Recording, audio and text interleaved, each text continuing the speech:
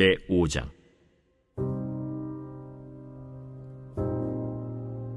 제3일에 에스더가 왕후의 예복을 입고 왕궁 안뜰 곧 어전 맞은편에 서니 왕이 어전에서 전문을 대하여 왕좌에 앉았다가 왕후 에스더가 뜰에 선 것을 본즉 매우 사랑스러우므로 손에 잡았던 금기울을 그에게 내미니 에스더가 가까이 가서 금기우 끝을 만진지라.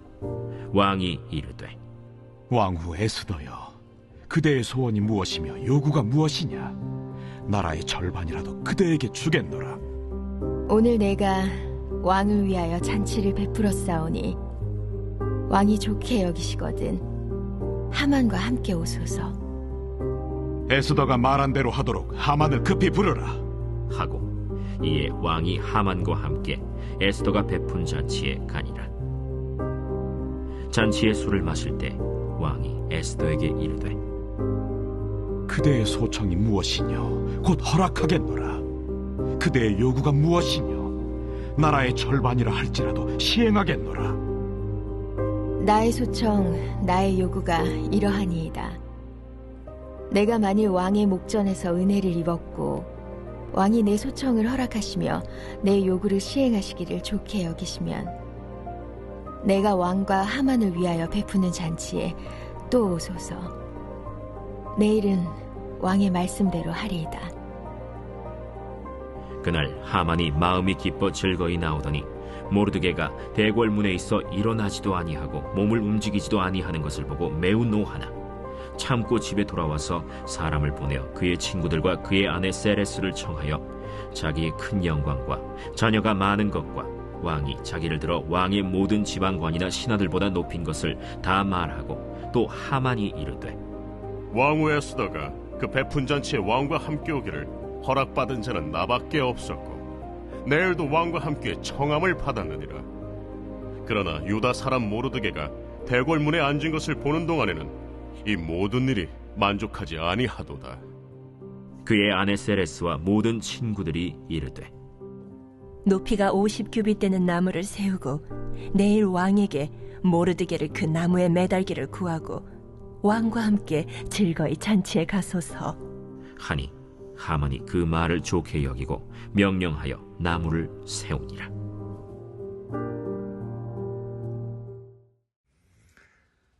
할렐루야. 오늘도 살아계신 주의 말씀이 우리의 삶을 인도해 주실 줄 믿습니다.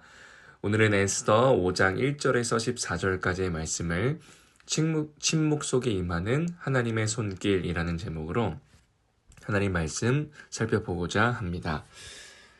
하나님은 지금도 역사하시며 우리의 삶을 인도해 주심을 믿으십니까? 우리의 모든 삶의 여정 속에 하나님은 동행해 주십니다. 우리의 삶을 붙들어 주십니다. 그러나 때로는 우리의 인생 속에 하나님의 역사가 보이지 않는 것처럼 보이고 그리고 침묵처럼 느껴지는 시기가 있습니다. 기도해도 아무런 응답이 없고 억울한 일을 당해도 변화가 없고 아무리 애써 보아도 길이 보이지 않을 때 우리 마음 깊은 속에서 조용히 나오는 한 가지 질문이 있습니다. 하나님, 정말 지금도 나와 함께 하십니까? 라는 질문입니다. 에스더서를 쭉 묵상하다 보면 참 재밌고 놀라운 것은 하나님의 이름이 단 한 번도 등장하지 않는다라는 것입니다. 오늘 이 5장은 에스더서에서 하이라이트입니다. 정말 에스더서의 영어로 따지면 가장 중요한 장면을 오늘 본문을 통해서 보게 되는데요. 그 가장 중요한 본문에 하나님의 이름이 단 한 번도 등장하지 않습니다. 그러나 분명하며 선명한 하나님의 손길을 우리는 보게 됩니다. 그렇기에 사랑하는 여러분, 하나님의 일하심은 때론 보이지 않는 방식으로 그러나 정확하게 때를 따라 은밀하게 이루어집니다. 오늘 본문 말씀을 보면 크게 세 단락으로 함께 우리가 말씀 묵상하고자 하는데요. 먼저 첫 번째 1절과 2절 말씀을 보면 전장에서 에스더는 죽으면 죽으리다 라는 그 결단의 고백 이후에 왕 앞에 나아가는 인생의 순간을 맞이합니다. 우리 모두가 잘 아는 것처럼 당시 그 고대 페르시아에서는요, 왕의 부름 없이 그냥 나아가는 자는 반드시 죽임을 당할 것이다 라는 어명이 있었습니다. 왜 그럴까요? 왕이 부르지 않았는데 나간다라는 것은 왕을 해하려는 나쁜 의도가 있을 수 있기 때문입니다.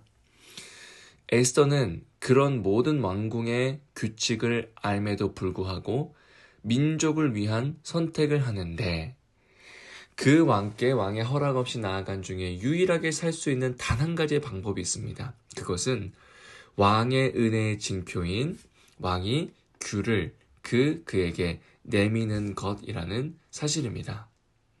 1절과 2절을 보니 에스더는 결단하고 그 뜰 앞에 서서 왕에게 나아갔는데요. 참 2절을 보니까 재밌는 단어가 나오죠.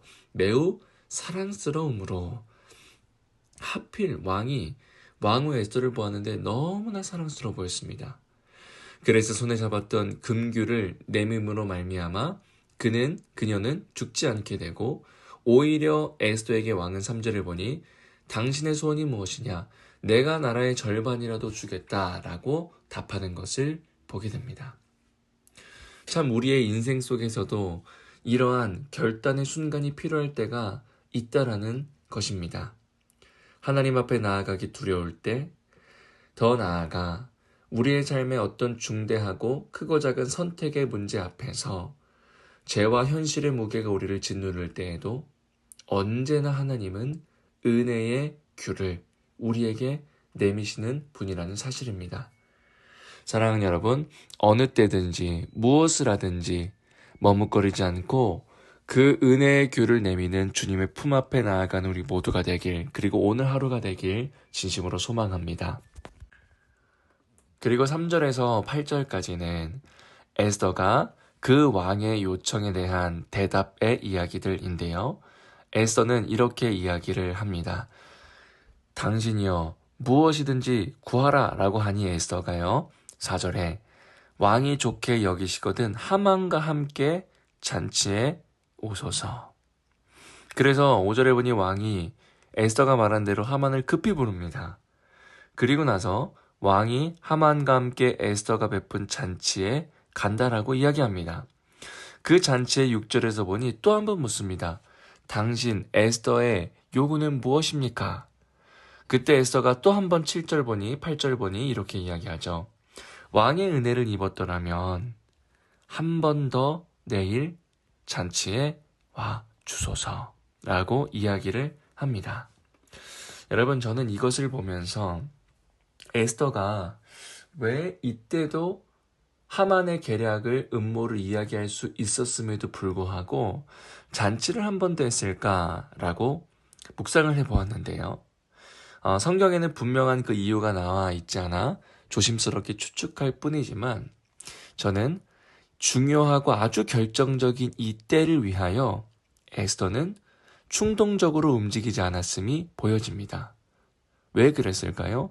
그녀는 끊임없이 충동적이지 않고 금식과 기도로 준비하며 하나님의 때를 기다리는 신중함, 그러니까 인간의 노력을 넘어서 하나님의 때가 온전히 이루어지는 그 때를 기다릴 수 있는 인내가 있었다라는 사실입니다. 여러분, 우리는 다음 장 그리고 그 다음 장을 보면 알 수 있듯이 참 재미있게도 여러 가지 사건들이 오묘하게 겹쳐서 하만이 에스더를 겁탈하는 것처럼 오해를 하게 되고, 또 그리고 이 모르드게가 왕의 충신을 다하고 있다는 사실도 알게 되는 이 중요한 때가 6장과 7장에 이어서 나오는 것을 보게 됩니다. 우리의 삶에 중요한 것은 속도보다 방향인 줄 믿습니다. 기도로 다져지며 절제된 인내는 우리 인생의 실수를 줄이고 하나님의 때를 이루는 역사가 될 줄 믿습니다. 우리의 성급함을 다 내려놓고요, 기도의 속도로 주님의 때를 기다리는 우리 모두가 되어야 합니다. 그리고 마지막 9절에서 14절까지의 말씀을 보면 참 이 하만의 어리석음과 교만한 모습이 보입니다. 하만은 왕과 그리고 자기 자신을 초대했다라는 것을 보면서 거의 흥분의 도가니에 빠져 있었을 것입니다. 이 왕후가 거의 나를 왕처럼 생각하는구나. 아주 그 마음이 높아졌죠. 그래서 어떻게 합니까? 그 높아진 마음으로 모든 사람들을 바라보기 시작합니다. 그러자 그때 구절에 보니 모르드게는 어떻게 합니까? 하만에게 절하지 않고 일어나지도 않고 몸을 움직이지 않는 것을 보니 하만은 매우 노하게 됩니다. 그래서 본인의 아내 그 세레스에게 이야기를 하여서 당장 십자가 나무에 매달기 좋은 그 나무를 만들어라. 14절에 보니 높이가 50규빗이라고 이야기하는데 50규빗은 대략 약 한 20m의 나무입니다. 거기에 모르드게를 모함을 씌워서 매달 계획을 세웠는데 결국 여러분 어떻게 됩니까? 그 나무는 자신을 위한 무덤이 됩니다. 그렇기에 우리가 이 본문을 통하여 기억해야 할 것은 교만은 언제나 심판을 부른다라는 사실입니다. 평생에 배워야 할 지혜는 바로 겸손이라고 성경은 이야기합니다. 내가 나를 높이려 하면 어떻게 됩니까? 주님은 나를 낮추실 것입니다. 내가 나를 낮추면 그럼 어떻게 되겠습니까? 주님이 나를 높여주십니다. 사랑하는 여러분, 혹여나 우리의 마음이 높아졌다라면 내가 아니면 안 된다. 혹은 내 이름을 드러내기 위하여서 그리고 주님을 높인다라고 이야기하지만 은근히 그 마음속에 나를 높이고자 하는 마음이 있다면 우리는 회개해야 됩니다. 교만은 언제나 심판을 부르기 때문입니다. 말씀을 결론 짓길 원합니다. 3가지인데요. 첫 번째, 하나님은 침묵하실 수 있지만 결코 방관하지 않으신다라는 것입니다. 때로는 침묵처럼 보이지만 주님은 침묵하지 않으셨습니다.